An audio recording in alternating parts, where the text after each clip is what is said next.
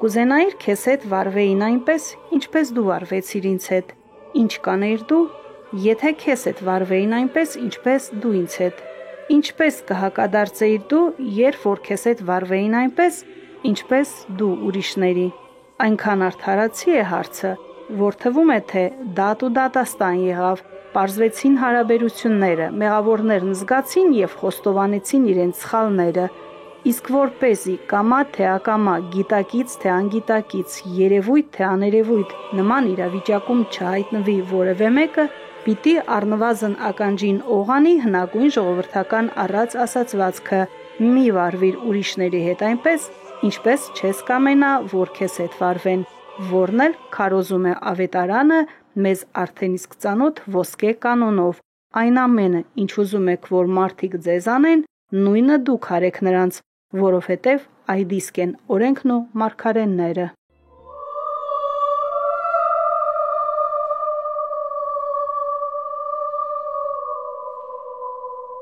Եթե ուշադրություն դարձնենք, մինչև այս նախադասությունն ասելը, Տեր Հիսուս Քրիստոս խոսում է աղոթքի մասին։ Եվ տեսեք հետաքրքիր մի բան, ասում է խնդրեցեք և պիտի տրվի ձեզ, բախեցեք և բացվելու է ձեզ համար, փնտրեցեք և կգտնեք։ Ով է ձեզանից այն հայրը, որ եթե իր որդին նրանից հաց ուզի, միթե քար պիտի տա նրան։ Իսկ ով է ձեզանից այն հայրը, որ եթե ձեր զավակը ձուկ ուզի, միթե օձ պիտի տաք նրան։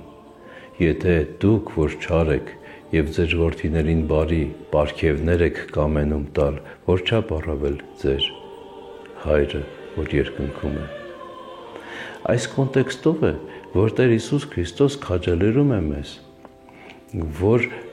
հուսանք Աստծուն և վստահություն ունենանք, որ մեր խնդրանքները Աստված կատարելու է, մինչդեռ Աստված, որպես մեր դաստիարակը, մեր ծնողը, ասում է ես պատրաստակամ եմ, այո, ձեզ այս ամենը տալու, մինչդեռ դուք մտածեք, թե ինչպես եք ապրելու և դրա համար ավելացնում է։ Այն ամենը, ինչ կկամենաք, որ մարդիկ ձեզ անեն, այդպես և դուք արեք նրանց, որովհետև այդ իսկ են օրենքն ու մարգարեները։ Ի պատասխան Աստծո ողորմածության։ Ինչպես որ Սուրբ Պողոս առաքյալն է ասում, Աստվածպաշտությունը ամեն բանի համար օգտակար է։ Նա լավագույն շահավաճառությունն է, որովհետև քիչը տալիս ես, շատը ստանում ես։ Եվ Իրանի այն մարդուն, ով Աստծո բարեհաճությունը կստանա։ Եվ այս աշխարհն ինչ է։ Աստծո շնորհած կյանքի մեկ նշույլի հետ համեմատած։ Ինչ հոգուտ է քեզ մարդ, ասում է Աստված, որ եթե ողջ աշխարհն իսկ վաստակես, սակայն քո անձը կորցնես։ Ըստև Աստծո շնորհած կյանքի մեկ նշույլը բազմապատիկ ավելին է, քան այս կյանքը և այս աշխարհը միասին վերցրած, և դրա համար Սուրբ Պողոս առաքյալի խոսքը վերաբերում է հենց սրան, որ սա լավագույն շահավաճառություն է, որովհետև մենք քիչն ենք տալիս, մեր ունեցածից մաս ենք հանում։ Ոմանք էլ հերոսներ գտնվեցին, որ իրենց ամբողջ ունեցվածքը, եկեղեցու պատմության մեջ կա, իրենց ամբողջ ունեցվածքը տվեցին, ինչպես ավետարանում ասենք Զաքեոս Մաքսավորը, և Աստված օրհնեց, իր արքայության արժանացրեց։ Ոմանք էլ մինչև իսկ անձնազոհության աստիճան իրենց կյանքը նվերեցին, որովհետև տեսան, որ այն ինչ որ իրենք տալիս են, շատ քիչ է այն արքայության հետ համեմատած, որովհետև ասում է դարձյալ Սուրբ Պողոս առաքյալը, այս օրերի մեր չարչարանքները չեն կարող համեմատվել այն երանության հետ, որ Աստված մեզ խոստացել է երկնքում։ Ըստև այն, ինչ որ կկամենաք, որ մարդիկ ձեզ անեն, նախ դուք արեք նրանց, այն սակավից սակավն է, որ Աստված պատվիրում է, որ մենք միմյանց համար անենք։ Ոսկե կանոնն առանձին նախադասություն կամ միտք չէ Սուրբ գրքի մեջ, այն Մատթեոսի ավետարանի շատ հայտնի լեռան քարոզի վերջին հատվածի մեջ է զետեղված և ուսուցանում է, թե ինչպես պետք է կառուցել կյանքը շրջապատի ու միջավայրի հետ, ինչպիսին պետք է լինել կյանքում եւ կենցաղում։ Ինչու է պատգամն այդ կոչվում ոսկե կանոն, չէ՞ որ Սուրբ գրքում ոսկե կանոն ձևակերպմանը չենք հանդիպում։ Հոգևոր հայրերն ասում են, որ այդ կանոնը ոսկե են կոչել 18-րդ դարում։ Աստվածաշնչում բազում կանոններ ու պատվիրաններ կան, բայց ոչ մեկը, նկատենք, նույնիսկ սիրո պատվիրանը չեն պատվել ոսկե բնորոշմամբ։ Ինքը ըստ էության նույն խոսքն է Տեր Հիսուս Քրիստոսի խոսքը, որ ասում է սիրեցեք միմյանց այնպես, ինչպես ես ձեզ սիրեցի, նույն խոսքն է։ Այսինքն տեսակ, թե ես ինչպես ձեզ սիրեցի, այդպես դուք միմյանց սիրեցեք։ Ինչ եք կամենում, որ մարդիկ ձեզ անեն։ Մի բան է Սուրբ Գիրքը, այնտեղ գրի առնված քարոզն ու պատվիրանը, բոլորովին այլ բան է կյանքը իր օրենքներով ու միջավայրով։ Նույնիսկ մեծապես Սուրբ Գրքի պատվիրաններով առաջնորդվող մարդը բախվելով իրական կյանքի պարտադրանքին ու հարկադրանքին, հիասթափվում է, կոտրվում, որովհետև միշտ չէ, որ տալիս է ու դրա դիմաց ստանում։ Ստացածն այնքան անհամարժեք է լինում, որ հունից հանում է դառնացնում, եւ այնպես է ստացվում, որ կամ պետք է մեկուսանա շրջապատից, ինչը մեղմ ասած հնարավոր չէ ու արդարացված չէ, կամ պետք է չհետևի օրենքին ու պատվիրաններին, ինչը դարձյալ հակատրամաբանական է։ Սուրբ Հովհան Ոսկեբերանը շատ հետաքրքիր խոսք է ասում։ Ասում է. «Ի նկատի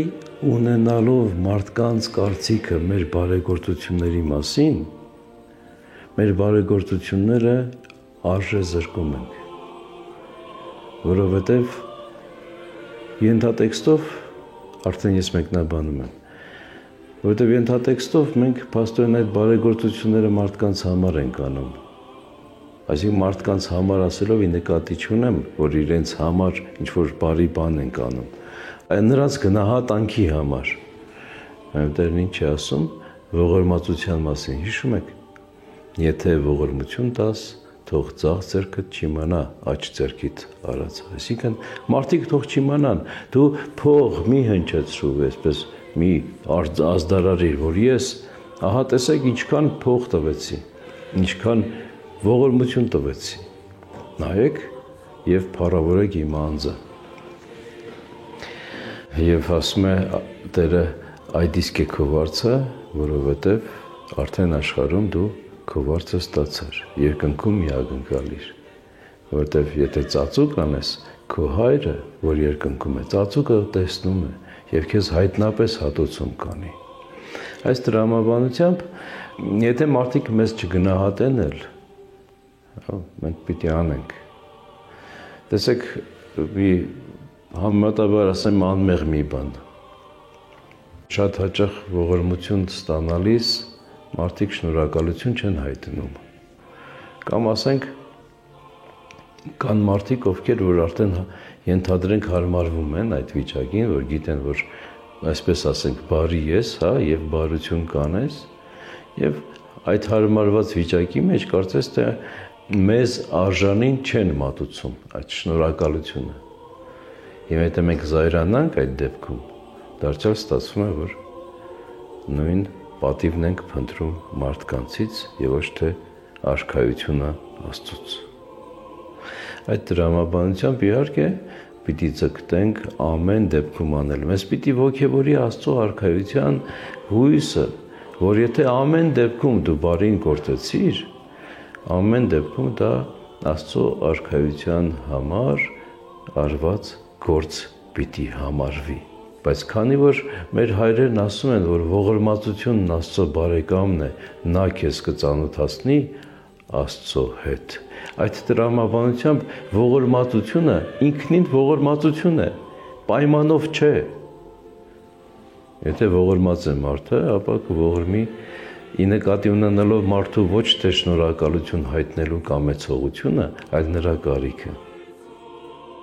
Քիչ չեն մարդիկ, որոնք առաջնորդվում են ոսկե կանոնով։ Ոմանք դա անում են սիրով, ջերմությամբ, անկեղծությամբ, առանց ակնկալիքի, ոմանք գուցեև սպասումով, որ իրենց արածը կվերադարձվի, բայց նրանց հնարավորություններն ի վերջո անսպառ չեն, եւ հնարավոր է կգա մի օր, որ չի կարող անել այն, ինչ անում էր մինչ այդ։ ապա եւ կա երկրորդ հանգամանքը. նույն մարդուն ինչքան կարելի է տալ, ողորմալ, սիրել, աջակցել, վստահել, կարիքավորին, կարոտյալին, նեղյալին, հաշմանդամին դեռ ոչինչ, կարելի է հասկանալ, կողքին լինել, իսկ երբ մարդը կարող է, ի վիճակի է ինքը ստեղծել եւ նույնիսկ ձեռք հասցնել մեկին, եւ հաճախ էլ շահարկվում է, որ ասենք աղքատին ողորմություն տվողը փոխ է տալիս Աստծուն, ինչն էլ նախադեպ է դառնում եւ մեկի փոխարեն հայտնվում է երկրորդ կարիքավորը, երրորդը, հազարերորդը, սպասում իրեն տրվելիքին։ Երկու կարևոր հանգամանք կա այստեղ, նախ մեր քրիստոնյա լինելու կամ մեր անձերը քրիստոնյա հռչակած լինելու հանգամանքը, որը չի անտեսվում ոչ ոքի կողմից։ Այսինքն այս գործը, որ ես ուզում եմ անել, արդյոք որպես ով եմ անում ես, թե քրիստոնյան իմ մեջ։ Որտեւ եթե ես ասեմ, գուցե ես շատ հաճախ զայրանում եմ։ Քրիստոնյայի առաքինությունը կայանում է նրանում, որ ինքը գիտի, որ մեղավոր է։ Սակայն ի հեճուկս այդ գիտակցության ձգտում է բարին գործել։ Նա ով քրիստոնյա չի, մեղք է գործում եւ արդարանում է։ Մինչդեռ մենք քրիստոնյաներս գիտենք, որ մեղավոր ենք։ Սակայն դարձյալ ասեմ, ի հեճուկս մեր մեղավորության, որտեղ տեսնում ենք մեր կրքերը, ձգտում ենք բարին գործել։ Ունենք այդ զսպանակը, Տեր Հիսուս Քրիստոսի տված զսպանակը։ Հիանալի զսպանակ է տվել Աստված մեզ։ Իր անձն է զոհել։ Եվ մենք ամեն անգամ Տեր Հիսուս Քրիստոսի հետ հաղորդությամբ ստանում ենք մեղքից ազատագրման սքանչելի երանությունը։ Եվ այդ դրամաբանությամբ իհարկե ողորմածությունը դժվար չէ։ Եվ երկրորդը, որ շատ կարևոր է, ինչպես քիչ առաջ էլ ասացի, մենք դիտարկում ենք մարդուն կարիքը եւ այն, որ Տեր Հիսուս Քրիստոս իր անձը զոհել է հենց նաեւ այդ մարդու համար։ Եվ սիրելով այդ մարդուն, սիրում ես Քրիստոսին։ Ես այս խոսքերն ասում եմ, որպեսզի հասկանանք, որ քրիստոնյան այդպես պիտի մտածի։ Որովհետև ինչ էլ որ անի, պիտի իմանա, որ Աստծո առջև է։ Աստված գիտի, Աստված տեսնում է։ Եվ ասում է, թե թող այնպես փայլեն ձեր գործերը մարդկանց առջև, որ փառաբանեն ձեր Հորը, որ երկնքում է։ Այսինքն ամեն դեպքում պիտի մենք չչարանանք։ Եթե կարող ենք մարդուն բարությամբ, առանց բարկության խրատել, քաղցր խոսք ասել, սա էլ ողորմածություն է։ Ասենք, բայց եթե բարկանալու ես ու բարկացած ասես, արդեն մարդկայնորեն ժողովրդական լեզվով ասած երեսով տալ է նշանակում։ Մարդը կհավաքվի, բայց մենք Աստծո առջև պատասխան պիտի տանք, որտեղ ասում է, թե ամեն դատարկ խոսքի համար դատաստանի առջև պատասխանատու ես լինելու։ Շատ ազգուշ պիտի լինենք։ Մարդու աշխարհի հետ հարաբերությունները կապված են իր մարդու սեփական եսով, իր մարդու ինքնության ընդգծված առանցքով։ Մարդն իրենից դուրս կարծես չի տեսնում ոչինչ, իր եսի առանցքով է պայմանավորում բոլոր հարաբերությունները շրջապատի հետ։ Ինքը կարևոր է, իրեն պարտք են, պարտական, իր համար պիտի անեն, բայց քանի որ նա բնությամբ ընկերային, այսինքն սոցիալական էակ է, հարկ է կարգավորել այդ փոխհարաբերություններն իր նմանի հետ։ Չգիտես ինչու, ոմանք հակառակ կերպ են մտածում, շրջելով ոսկե կանոնը, սպասենք, թե ինչ են անում մեզ համար եւ ըստ այդմ էլ որոշենք, թե ինչ անենք մենք իրենց համար։ Մենք անշուշտ ընդունում ենք մեր հանդեպ արված լավագույնը, բայց արդյոք նաև պատրաստ ենք գոնե ի պատասխան որևէ բանով վարձահատույց լինել։ Սուրբ Հովան Ոսկեբերանը հետաքրքիր խոսք է ասում ծնողասիրության մասին։ Ասում է, մենք մեր ծնողներին մեզ տված իրենց բարիքը վերադարձնել չենք կարող։ Մենք նրանց պարտքի տակից դուրս գալ չենք կարող, որովհետև նրանց ծննդաբերել չենք կարողանա։ Նրանք մեզ կյանք են տվել, եւ սա ինչպես պիտի վերադարձնենք, ո՞նց այդ պարտքի տակից դուրս գանք։ Այսինքն այս տրամաբանությամբ առավել եւս Տեր Հիսուս Քրիստոսի կատարած փրկագործության պարտքը Աստված պարտք չի համարում, այլ նվեր, որ եթե ընդունես եւ դարձի գաս, կմտնես Աստծո արքայություն։ Եվ ծնողի երջանկությունը հենց սա է, որ իր կյանքը իզուր չի համարում, երբ իր որդին լավ մարդ դառնա։ Այս տրամաբանությամբ իհարկե կատարյալ սերը գագաթն է աստվածպաշտության, որը Աստծուն հաճելի է, եթե մենք ձգտենք դրան հասնել։ Հիսուսի այս պատգամը ոսկե կանոնն է թելադրում այն սկզբունքը, որով պետք է առաջնորդվի յուրաքանչյուր քրիստոնյա իր նմանի հետ հարաբերվելիս։ Այդ կանոնով առաջնորդվողը պետք է սիրի մերձավորին եւ իր ընկերոջը, որովհետև հենց սիրո պատվիրանի հոմանիշն է ոսկե կանոնը եւ յուրաքանչյուրի բարի գործ պետք է բխի սրտից ու հոգուց, որովհետև այդպես է պատվիրում կանոնը. այն ամենը, ինչ ուզում եք, որ մարդիկ անեն ձեզ, նույնը դուք արեք նրանց հանդեպ։